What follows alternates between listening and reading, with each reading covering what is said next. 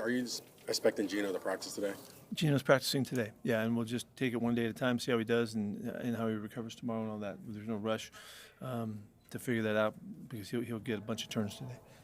Colton out there playing a little basketball. Is he on track to come back? He's practicing today, and he'll be limited, but he will practice at the full tempo, so that's a really good sign. Do you have a time frame you might know on him? It's really day to day, and we see how he comes back after the work today on tomorrow. So I got nothing good for you there. Pete, just when you evaluate the run game, why has it been hard for you guys to create space for Jeanty to take advantage of it? Yeah, we have not controlled the line of scrimmage like we need to, and the big part of it, numbers wise, because the games have gone out of whack score wise. We don't see the numbers and the tries that we like to get, but basically we got to get better movement. We got to get better spacing. We got to make sure that we're giving him a chance to get him going. We're just waiting for him to bust, and like y'all are too, because we know he can. But it's been hard sledding. What's his morale been like? His morale. He's been really constant. Hasn't blurted out anything or whatever, and we're communicating, so it's not like he's ducking and dodging the coaches or anything like that.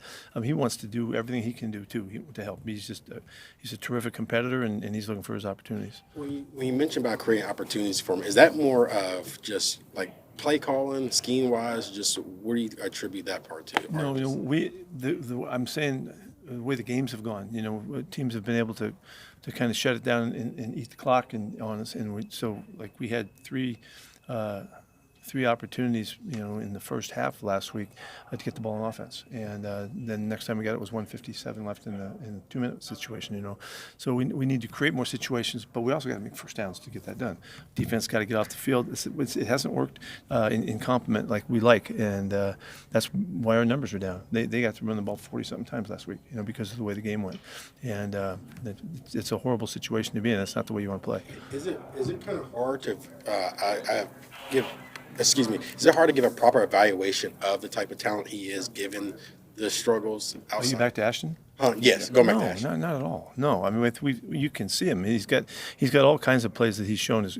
The depth, foot quickness that he has, his ability to get underneath tacklers and blast through and break tackles and make yards after contact. He's shown the burst to get out and score when he gets his chances. And he's caught the ball really well for the most part. He's pass protected well too. He's done his job. We have to give him more opportunities and more space. When you guys retain Patrick Graham, you guys do things a little bit differently. Your past histories have been a little bit different. How has that meshed? And well, yeah, we've worked really hard at it, to bring our thoughts together, and so we're a combination, and I give Pat a lot of credit and a lot of background of a lot of things that he's done that we hadn't done, and so we've been mixing since we started. I think it took us all the way to get rolling into the season before we had a feel for what we're trying to get done, and really clear about how it would mesh together. But I have so much respect for him. He's smart as hell. He's got great background and adds to whatever I've been doing all these years. When you look back at some of these 13-play drives, 12-play drives where you're not able to get off the field. Yeah, well, look at there's a number that's really telling here, and it's 3rd and 1s and 2s, and the number of them, we've had more than anybody in the NFL. Well, so that by a bit, and so that opportunity to get out, and we're basically average in getting off the field in those situations, but we just had too many of them.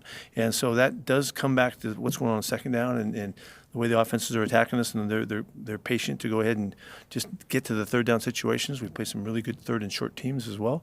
And the numbers are just out of whack. I can't even imagine it. I think we have 32 3rd and 1s already. I think that's the number, something like that. But is that a scheme thing, do you think, or is it? No, I think we have to play better, and we have to play better in all aspects to make them throw the football more. So.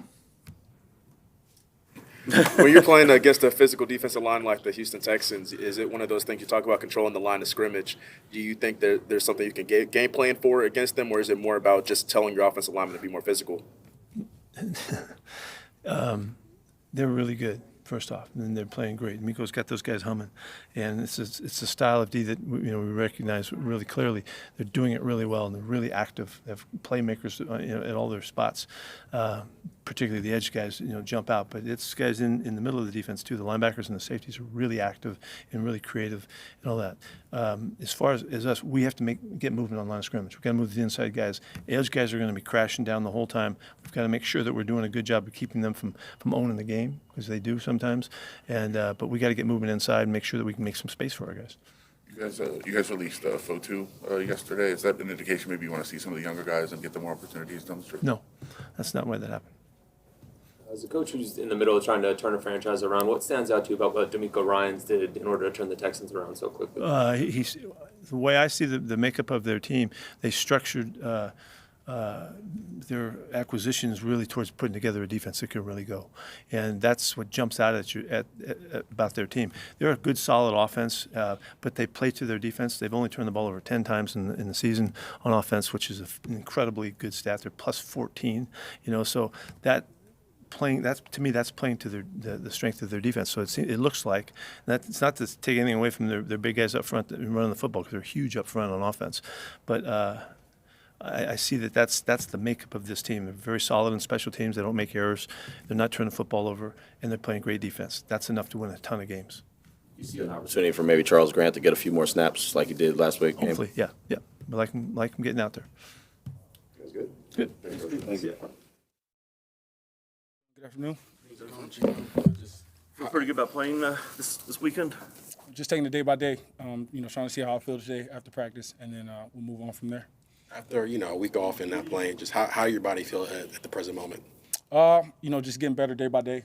Just trying to get better and be able to give my full effort out there on the field. So just taking it day by day. It looked like you had a hand cut and then a shoulder, and then Pete said it was a back that was bothering you. It was just like a culmination of just a lot of things going on. Yeah, some different things. I mean, it's football, but the doctors they helped me out last week, so I hated it, but I get a chance to prove myself in practice this week. So looking forward to that. The back that was the biggest issue? Just the doctors helped me out.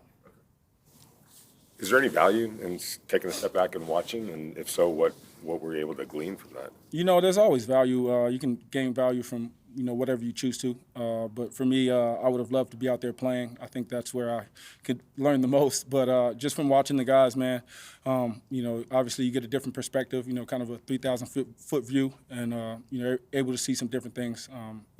Obviously watching from the couch. What stands out most about Houston's defense? They're fast, physical. They play well. Obviously, statistically, they're top of the league, number one in pretty much every category. But they play connected. They're not very complex in terms of scheme. But they got guys. They got guys up front. They got guys in the back end, and they got really good linebackers. And so they play together. D'Amico does a great job at making sure guys are playing sound. Understanding their assignments, and they just play as a unit, and they all fly to the ball.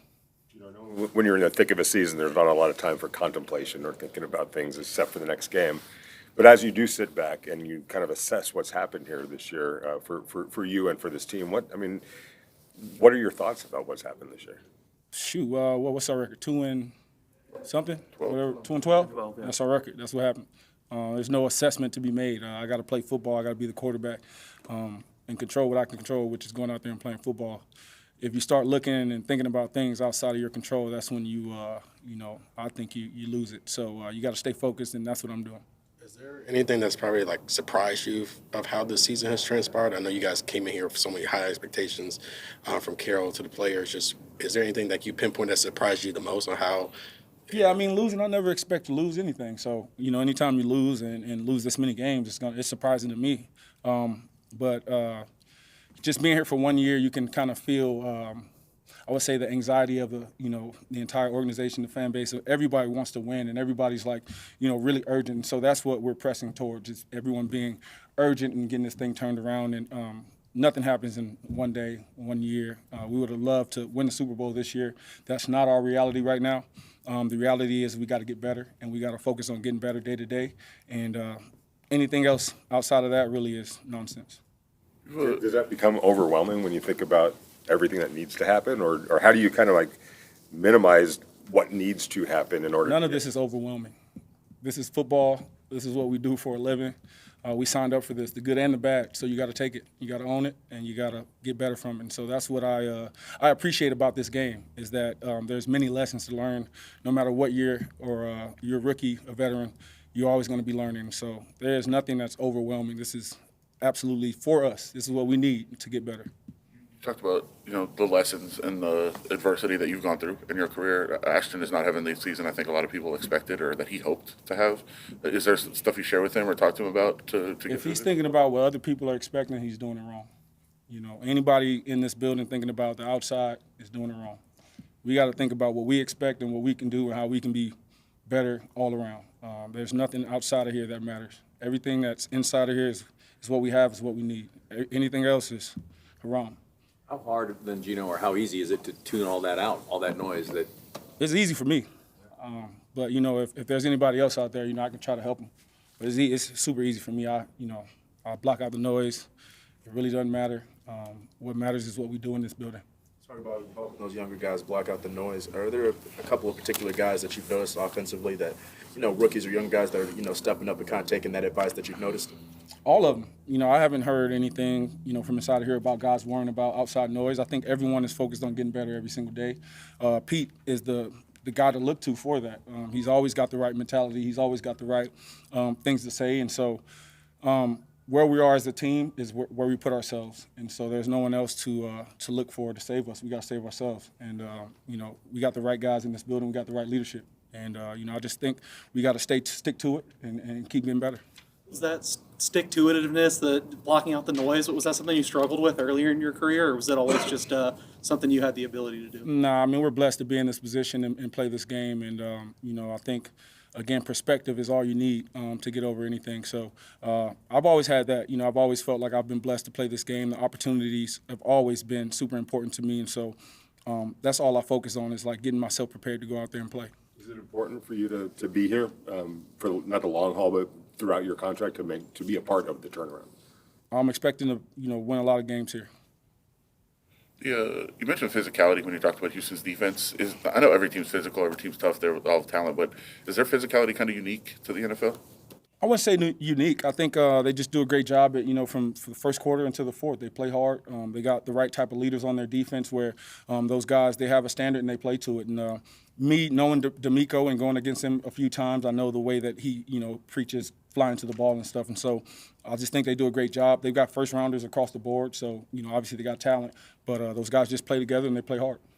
what is the goal of the last 3 games, Geno, for you personally and for the team? Try to win each game. That's the goal. Thanks, Bob. You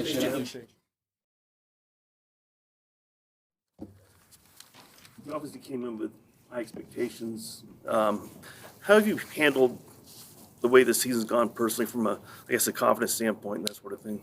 Yeah, I think obviously everybody has their certain expectations or what they think, is going to happen during the season, but it hasn't gone our way, my way in certain ways, but we just got to continue to keep working and, make the most of the opportunities we have left.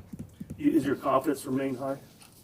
Of course, 100%. I'm never going to lose confidence, whether I played the way I did, I wanted to, or whether the way I didn't want to.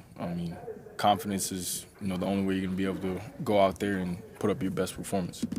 How do you measure yourself?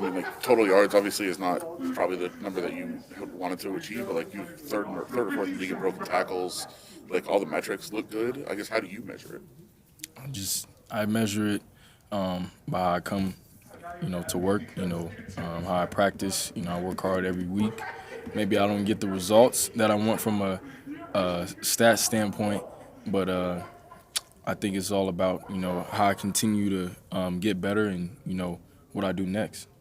Have you been able to avoid getting frustrated at points? Yeah, it happens to the best of us. Everybody gets frustrated at some point, but you just got to control your emotions. When you look at the tape from Houston, maybe one of the more formidable fronts that you guys have seen so far this year, what are you looking at? They're edge rushers for sure. They're top tier. I think Will Anderson and Daniil Hunter, they both got double-digit sacks. So, great players, and they play the run well as well too. So, we gotta be on the lookout for them. What's your personal goal as well as the team goal, Ashton, going forward for these last 3 games? Win the games. Well, everybody sees the film. There's not much room. Like there's a lot of times there's just not much room for you to go. But is there plays that you feel that you could make that just haven't been able to? Yeah, I think. I mean, just for me personally, I've missed some plays and just growing pains of being a rookie, getting used to the game speed and all that type of stuff. But I don't really even look at it that way. It's just more. There might be more space one play. There might be less space. And, did you take advantage of the opportunity? It's kind of off football, X's and O's, but I saw that you were able to hang out with Super Benji, do some Madden with him. What was that experience like for you? Oh, yeah, it was dope. I mean, just, to give you perspective, away from your world, we got the greatest job in the world, but, Benji, he's defeated cancer 3 times. So, man, he's a warrior, so it was just cool to be able to spend time with him, be in the community, make a change, make an impact. Thank you. Yep.